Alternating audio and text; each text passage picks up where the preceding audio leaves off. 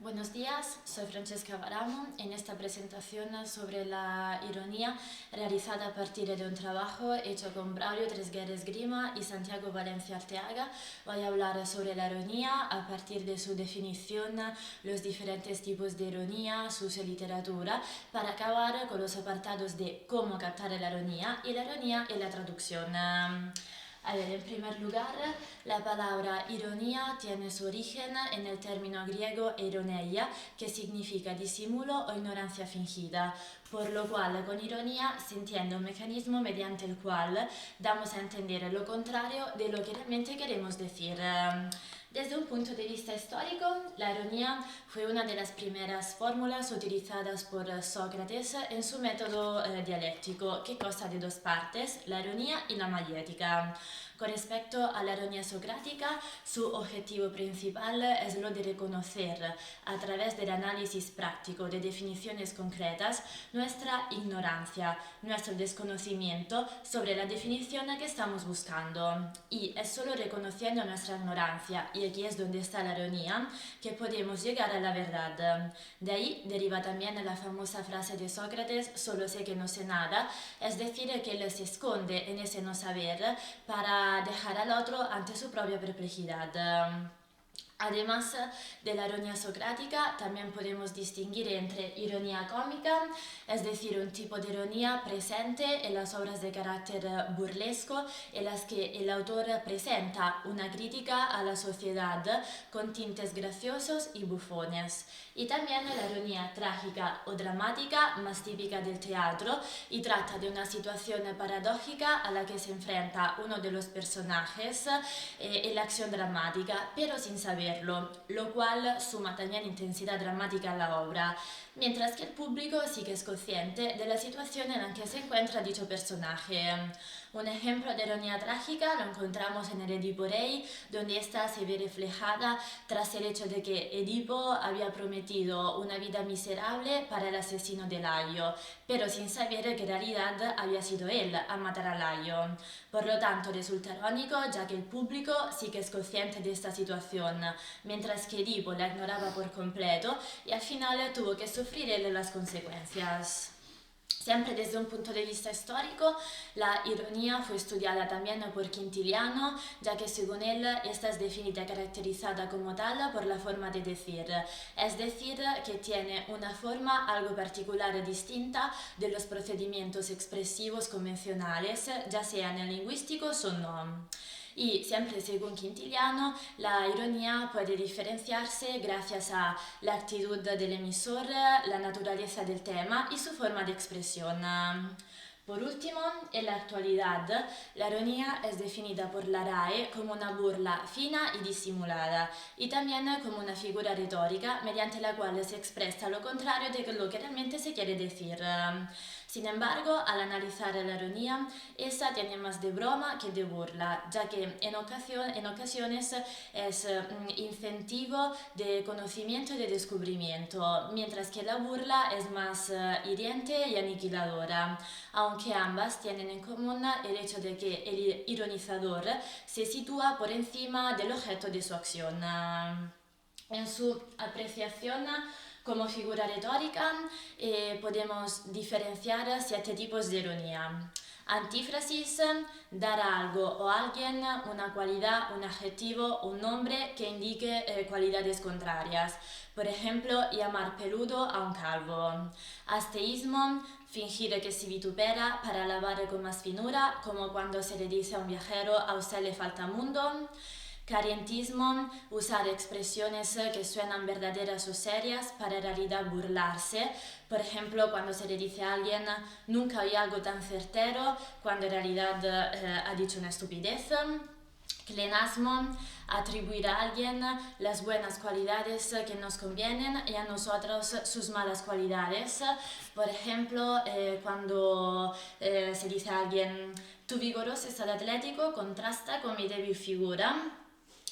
Biasirmo, humillar la vanidad del otro recordándole cosas de las que debería avergonzarse o arrepentirse. Por ejemplo, decir, ¿qué puedes esperarte de un hombre que una vez se vistió de mujer? Mimesis, imitar burlescamente a quien se quiere ridiculizar. Y por último, el sarcasmo, cuando la burla es tal que se convierte en un insulto. Hay veces en las que se suele confundir el sarcasmo con la ironía. Sin embargo, la RAE define el sarcasmo como una burla sangrienta, una ironía mordaz y cruel con la que se ataca y se maltrata a alguien o algo. Por lo cual, comparando las definiciones de sarcasmo y de ironía, se entiende que el sarcasmo es una versión extrema de la palabra ironía. Y esto se ve reflejado también en la etimología de la palabra sarcasmo, pues literalmente significa carne rasgada. Y estos dos fenómenos, tal como advierte Graciela Reyes en su Pragmática y Metapragmática, presentan diferencias entre ellos. Las principales son el hecho de que el sarcasmo es siempre intencional, es decir, que no existen situaciones sarcásticas como si existen situaciones irónicas. Luego el sarcasmo es descortés, mientras que la ironía puede servir para proteger la imagen del hablante, ya que se oscurecen sus verdaderas opiniones. Además, la ironía no es siempre verbal, sino que existen también pinturas, músicas y arquitecturas irónicas. Luego el sarcasmo es más crítico que la ironía y por lo general tiene una interpretación única, mientras que la ironía es fundamentalmente ambigua. Se produce, como afirma Linda Hutcheon en su libro, se produce mediante juegos de significados contrastantes.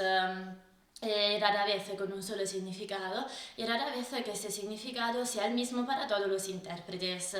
Y finalmente la ironía tiene también cierto prestigio literario y filosófico, ya que supone evaluaciones sutiles, ingenio en el uso del lenguaje y cierta complicidad con el interlocutor. Existen también otros dos mecanismos lingüísticos que suelen ser confundidos con la ironía, que son la burla.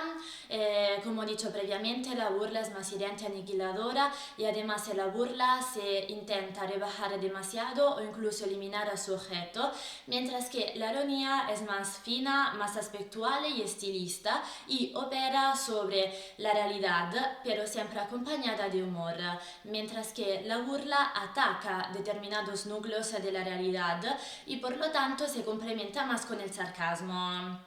Y por último, la diferencia con la crítica. A ver, en la crítica se intenta rebajar y argumentar la opinión del adversario, mientras que en la ironía se procede al revés. Es decir, que se exagera exactamente la opinión del adversario, pero dentro de una falsa pista, es decir, dentro de algo que tanto el ironizador como el lector saben que es erróneo. La ironía como figura retórica ha sido ampliamente utilizada también en el ámbito literario. En literatura española, entre los principales autores que han utilizado ironía en sus obras, encontramos a Miguel de Cervantes, en particular en El Quijote, donde la ironía nos muestra aspectos y situaciones de los personajes que el simple realismo no podría alcanzar, dotando así la obra de cierta riqueza superior. Además, El Quijote es también uno de los mejores ejemplos de ironía romántica, ya que el propio autor se burla de su creación e irónicamente conmemora sus ideales juveniles, tanto como poeta que como soldado. Y ejemplos de ironía en El Quijote los encontramos en la mezcla y combinaciones de elementos antitéticos, es decir, el Quijote y Sancho, que representan el mayor exponente de la ambivalencia y diversidad de caracteres. Por ejemplo, el Quijote representa la poesía, mientras que Sancho la prosa, y también representan dos mundos completamente opuestos, que son el caballeresco y el provinciano. Y también los coloquialismos himnos de Sancho sobre temas honorables como el amor y la caballería muestran la ironía cervantina. El otro gran autor de literatura española que es muy hábil en el uso de la ironía es también Francisco de Quevedo, como podemos apreciar en los siguientes ejemplos extraídos de su obra La vida del Buscón de 1620. Cuánto dolor, tus cuantiosas lágrimas lo proclaman. En realidad no ha derramado ni una lágrima. Y por último, salió de la cárcel con tanta honra que lo acompañaron 200 cardenales, salvo que a ninguno llamaban evidencia. También en este caso no significa que salió con honra, sino que el autor juega con la homonimia de la palabra cardenal, eclesiástico y hematoma, para en realidad decir que salió tras haber recibido numerosas palizas, 200 cardenales. Bueno, en el siguiente apartado vamos a ver cómo entender la ironía. A ver, en primer lugar, generalmente en la ironía suele haber más de dos actuantes y se requiere la presencia de tres elementos principales, que son el ironizador, es decir, la persona que hace ironía, el ironizado y un cómplice, que puede ser un lector, el mismo receptor, una participante en la conversación, un espectador. Y para que la ironía sea efectiva es necesario que el ironizado no se dé cuenta de que los demás lo están poniendo mal, de que le están tomando el pelo. Está claro que en la oralidad es mucho más simple captar la ironía con respecto a la escritura, ya que esto se entiende gracias a la entonación del hablante, mientras que en el mensaje escrito esto resulta mucho más difícil, por lo tanto se requiere el uso de una serie de signos, como signos de exclamación, interrogación, el uso de comillas o de letra cursiva, o también existe un signo de ironía que podemos ver aquí en el PowerPoint, que fue pensado en el siglo XIX por el poeta francés Alcantar de Brans. A continuación vamos a ver una serie de marcas de aspectos fundamentales que resultan ser una gran ayuda a la hora de captar la ironía, tanto en la oralidad como en la escritura. En primer lugar tenemos marcas lingüísticas que comprenden unidades de diferente naturaleza gramatical como diminutivos o superlativos que sirven para dar más énfasis y hacer que el enunciado sea llamativo para el receptor. Por ejemplo, cuando se dicen pensé que no llegarías, llevo un ratito esperándote. Sustantivos marcados cuyos significados pueden resultar ambiguos, dotando así al enunciado de cierto matiz irónico. Y por último, la colocación del adjetivo, ya que generalmente el adjetivo suele ir pospuesto al sustantivo, por lo cual su posición antepuesta sirve para marcar el tono irónico del enunciado. Por ejemplo, mujer pobre, normal, pobre mujer, adjetivo antepuesto al sustantivo, tono irónico. Luego tenemos las marcas fónicas, que son las pistas más simples de reconocer e incluyen el silabeo y el tono irónico. El silabeo es un mecanismo mediante el cual se atrapa la atención del receptor gracias a una pronunciación no habitual de una palabra. De hecho, este silabeo se basa en decir la palabra dictando cada una de sus sílabas. Y el tono irónico, es decir, una entonación más o menos enfática por parte del hablante. Y por último, las marcas kinésicas, es decir, cualquier movimiento corporal que puede influir en el significado del enunciado comunicativo, como por ejemplo movimientos gestuales realizados con las manos o movimientos faciales como alzar la ceja, sonreír o el guiño. Bueno, nuestro último apartado se centra en la ironía y la traducción, ya que en muchos casos el traductor, al traducir textos y fragmentos irónicos, puede enfrentarse a una serie de problemas que vamos a dividir en tres categorías principales, que son la ironía Intratextual, esta se da más bien con nombres propios o con combinaciones de palabras específicas que sí tienen sentido para el hablante nativo en el texto origen, pero que al ser traducido a la lengua meta podrían perder su sentido irónico o incluso ganar un sentido ridículo. Luego tenemos la imitación de un prototipo de la vida real. Generalmente el lector del texto origen es una persona que está dentro del ambiente cultural y social de este texto, de esta lengua, de este texto origen, por lo cual conoce el prototipo imitado, es decir, la realidad extratextual. El problema surge al adaptar este prototipo a una nueva realidad cultural y social en la cual el lector puede no estar familiarizado, ya que este prototipo social podría no existir en su cultura. Y por último, la pérdida de algunas manifestaciones de la ingenuidad. Esto se da más bien cuando en el texto origen hay una reproducción ingenua distorsionada del pensamiento o de la acción de una parte de la sociedad en la cual se basa el texto origen. El problema surge cuando el traductor no posee los mecanismos adecuados para hacer entender al lector del texto meta que se trata de fragmentos y partes irónicas. Por lo tanto, con respecto a la traducción, la ironía requiere cierto bagaje cultural que hay que tener en cuenta a la hora de traducir. Y dado que se trata de un fenómeno tan propio de una determinada lengua, hay casos en los que es imposible llevar a cabo una traducción perfecta de fragmentos irónicos de una lengua a otra.